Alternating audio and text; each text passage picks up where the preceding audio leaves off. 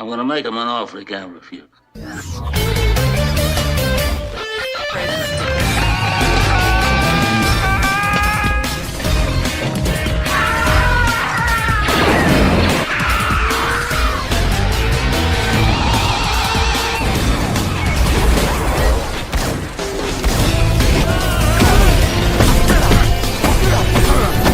I'm not even supposed to be here today! Oh, fuck you!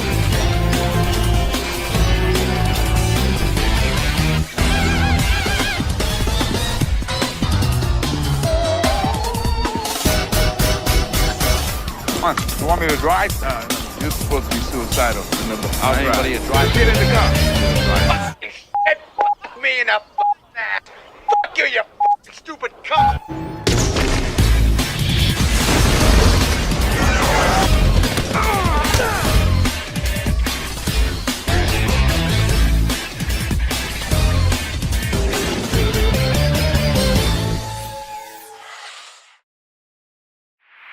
Freedom!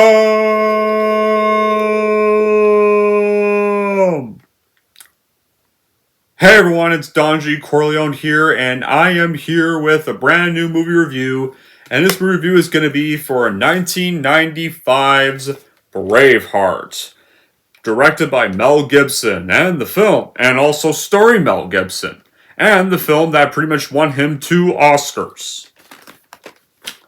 So what is the plot of Braveheart? Well, this is an historical epic film adaptation of William Wallace, a Scottish rebel that leads an uprising against the cruel English ruler Edward Longshanks, who wishes to inherit the crown of Scotland for himself. When he was a young boy, William Wallace's father and brother, along with many others, lost their lives trying to free Scotland. And once he loses another one of his loved ones, William Wallace begins his long quest to make Scotland free once and for all, and along with the assistance of Robert the Bruce. So yeah, as my reaction, I easily consider Braveheart to be Mel Gibson's best acted film and best directed film combined into one. This was pretty much the film that got Mel his 2 Oscars, and you can definitely see why. It's easily one of the greatest films in cinema and of the 90s, and honestly the best historical epic in my eyes. So, how was Braveheart made? Well, development of the film initially started at MGM when producer Alan Ladd Jr. picked up the project from Wallace. When MGM was going through new management, Ladd left the studio and took the project with him. Despite initially declining at the time, eventually Mel Gibson would go on to eventually direct the film, and also to star as Wallace. And Braveheart was pretty much filmed in Scotland and Ireland from June to October 1994. And the film, which was produced by Gibson's company called Icon Productions and the Ladd Company, would, instead of being distributed by MGM, it would be distributed by Paramount Pictures in the United States and Canada, but internationally it would be distributed by 20th Century Fox. So, after Braveheart was officially shot and advertised, Braveheart would go on to be released to the public on May 24th, 1995. And upon release, Braveheart was, in fact, a critical and commercial success. It got praise for the battle scenes, the production design, the musical score, and acting performances, but as you can expect from many historical epics, it got some criticisms for being a little inaccurate. It can't be accurate all the time. But it didn't. And those didn't stop it from garnering numerous awards, including the Best Picture award that year, and it was definitely well deserved. This is a film that tells the somewhat true story of one man's conviction and courage to exact vengeance for the killing of his first wife and father at the hands of the ruthless King Edward II of England, who in turn pretty much inspires the small province of Scotland to rebel and go to war in a real fight for freedom and independence. And Braveheart is pretty much a stunning depiction of the capacity of the human spirit to overcome the odds, the tyranny, achieve justice, respect, and dignity against oppression. And yeah, it's got some retractors and critics that will slam the film for not being historically accurate due to some of the movie. Right there, just mostly kind of for what Robert the Bruce played in real life. Like, you still have the true power and emotional influence of the film. You got the understandable, and particularly for the Europe area, it could be a little problematic because of, well, not being too accurate to the history of what it's based off of, but it's not trying to be historically accurate or perfect. It's a work of art about things much deeper. And no, it's not trying to be a documentary either. Right there. It's not what it's trying to be. Like, now, one of the best parts of the movie is when Robert the Bruce actually plays an important role in one of the battles, and the movie does come around and get to Robert's history, kind of on track with some little more accuracy, as to his part and character in the Battle of Scotland's independence. And James Horner's score, may James Horner rest in peace.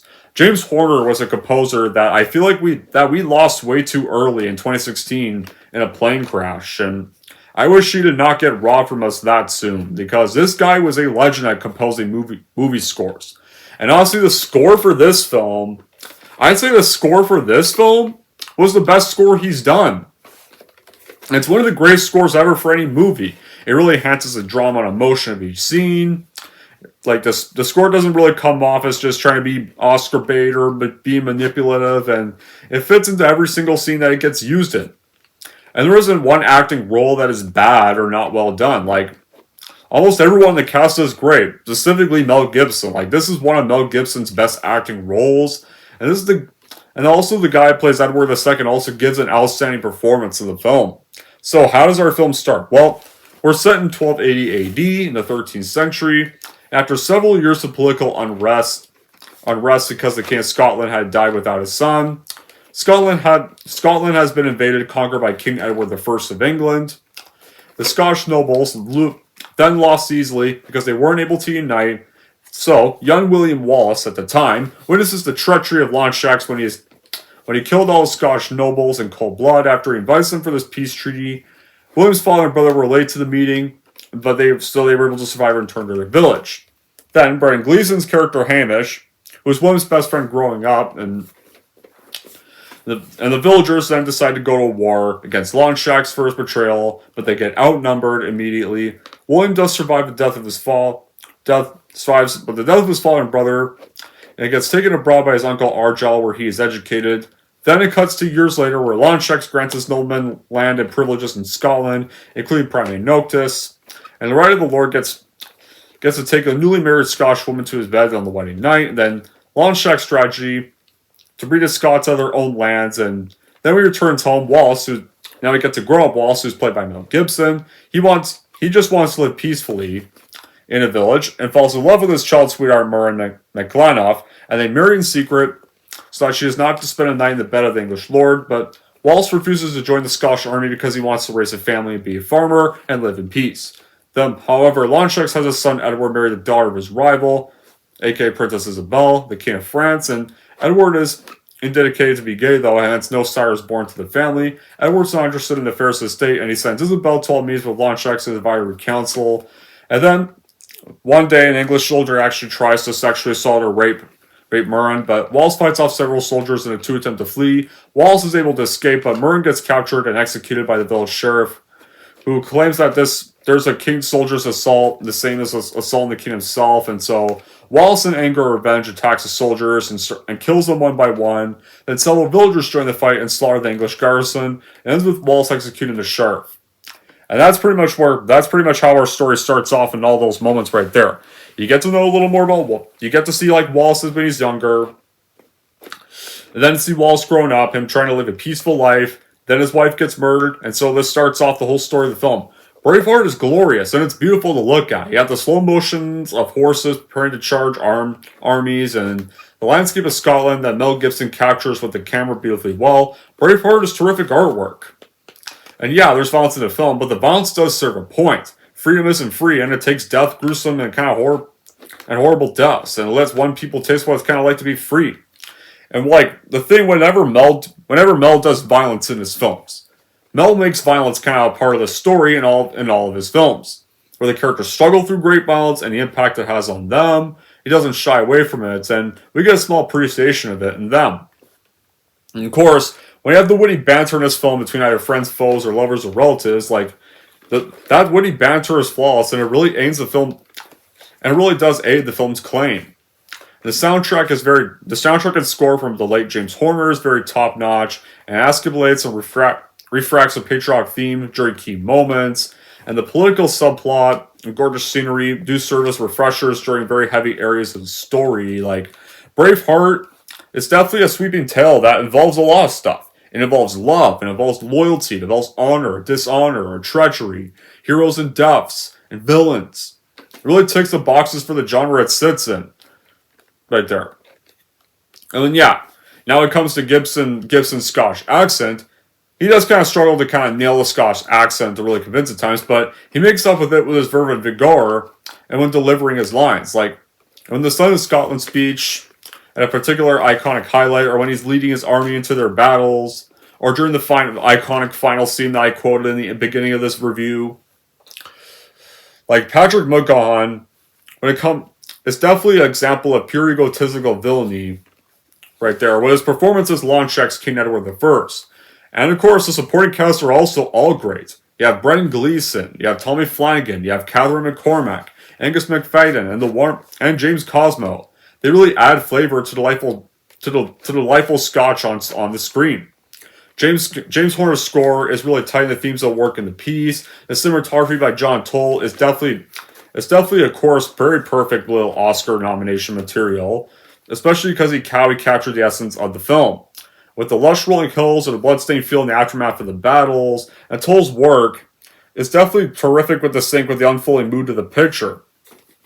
So, after Wallace's revenge, he's now compelled to rebel against the English, and as soon as legend spreads and hundreds of Scots from his surrounding clans join him, David O'Hara's character Stephen, who claims to be the king of Ireland, so he saves Wallace from an assassination attempt of a fellow Scot.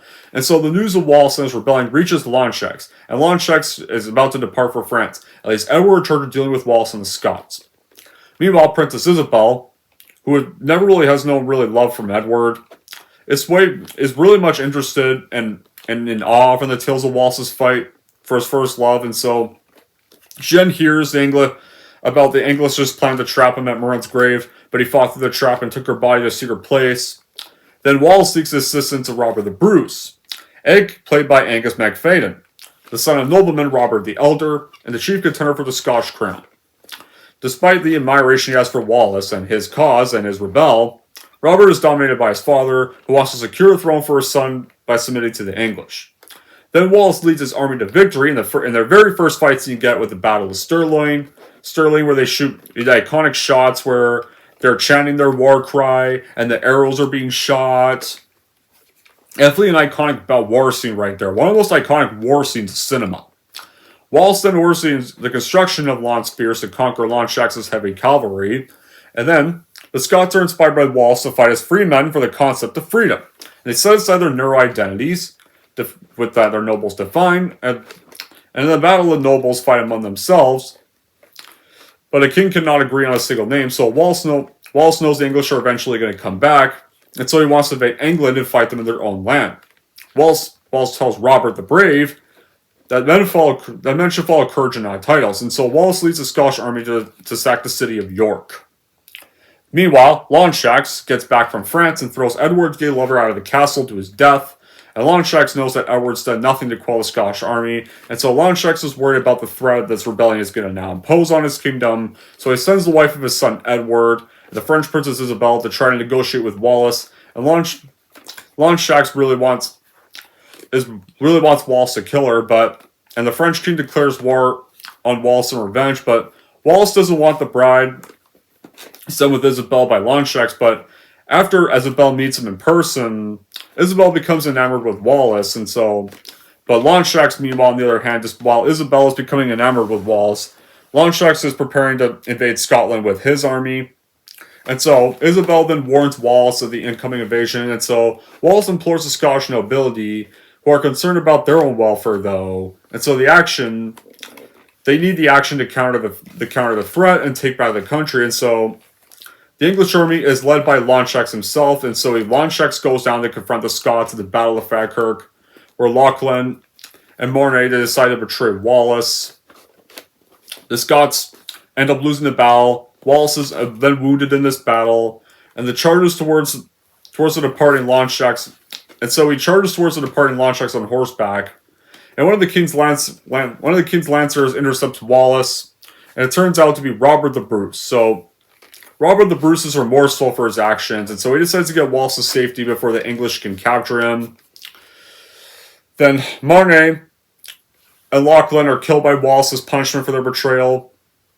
He avoids many more assassination attempts. Like this is a film that, if it was done by a lesser director, it probably wouldn't. It would have been seen as just really just kind of a gore fest, like the balance.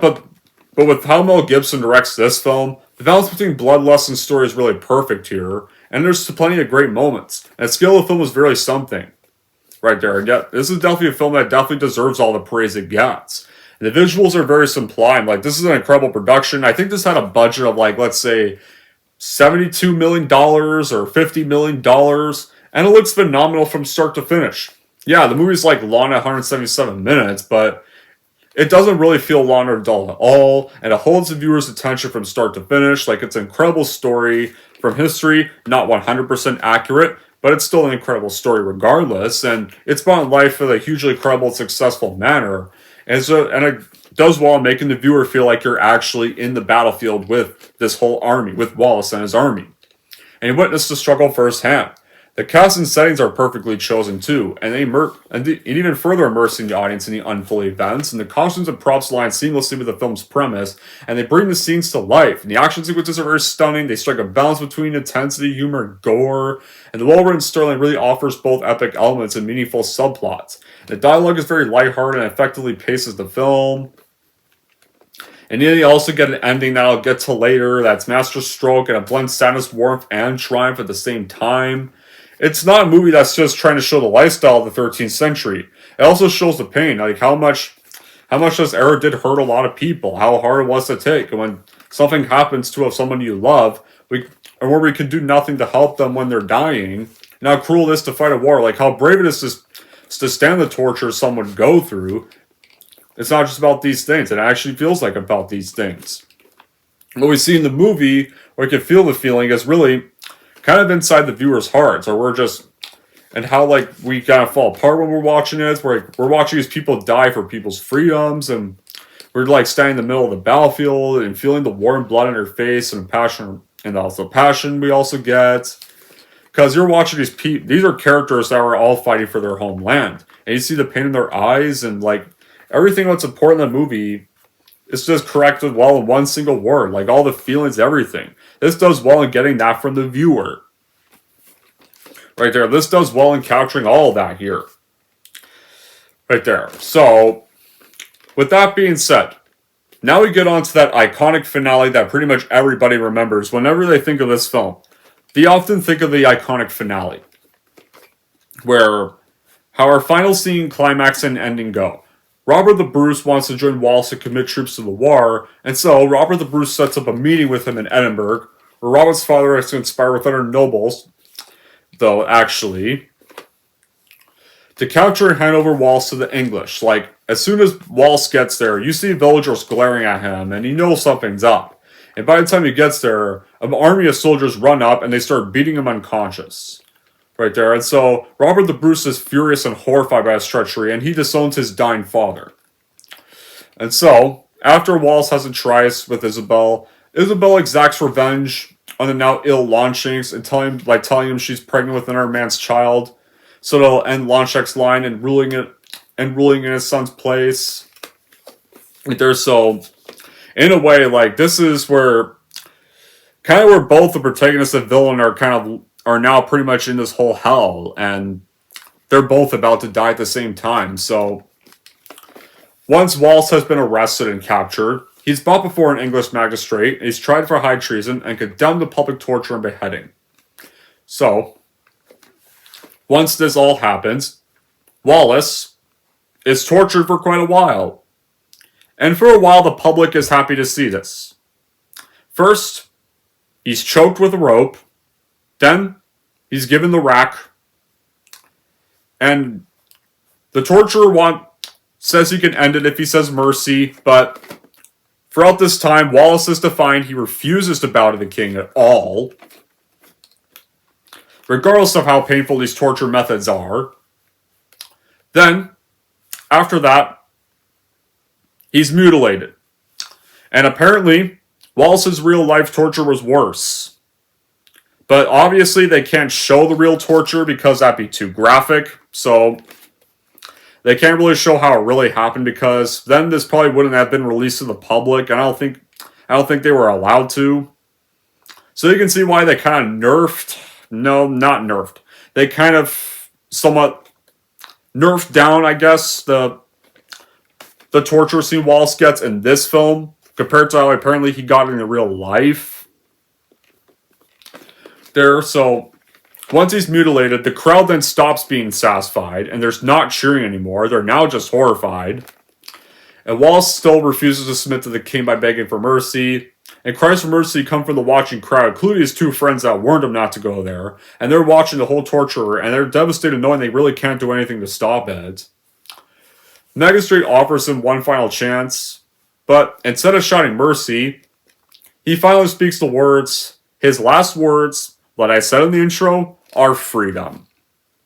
There, he yells that freedom, and right there, and so Lonshax dies as this is happening. Isabel's in tears, just hearing the whole thing.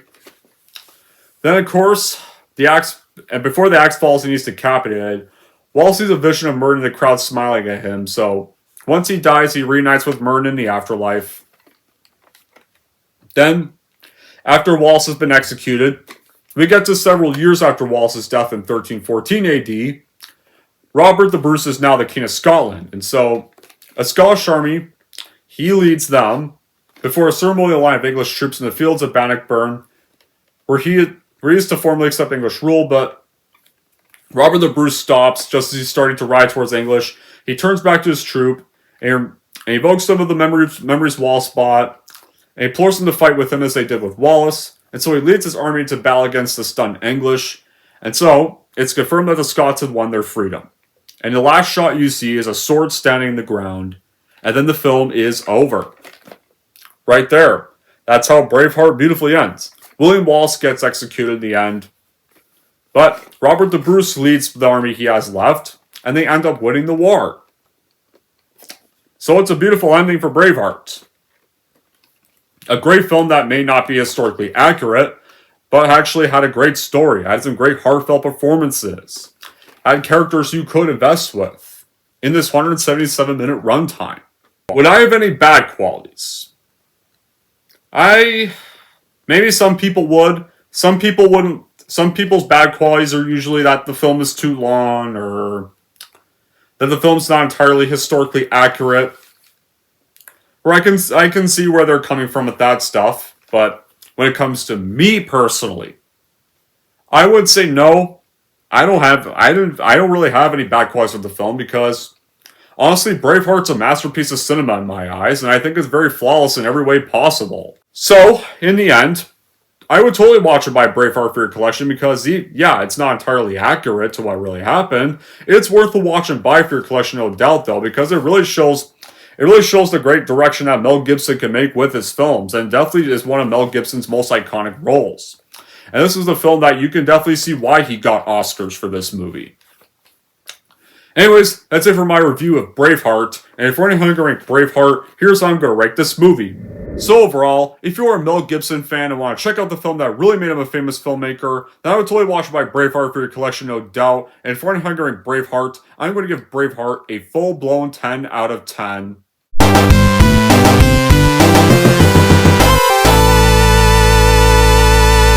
Alright, there we go, guys. That wraps up my review for Braveheart. And keep in mind, guys, that VHS I had, the VHS I got from, I think, Value Village, that VHS was indeed from 1995, from 1996 or 1995, whenever it first came out on home media, before DVDs were a thing. That was just by that VHS opening you saw the day before this review had come out. That right there was clearly the first time it got released on VHS. So, watching it on VHS for the first time, that was definitely a pretty surprise opening to see. But yeah, now I want to know in the comments down below what you guys think about Braveheart. Whether you also love this movie as much as I do, whether you think this movie is a tad bit overrated, or whether you don't like this movie. And until then, that will be it for this review. Thank you all for watching. And if you like this and want to see more, don't forget to subscribe to Don G. Corleone.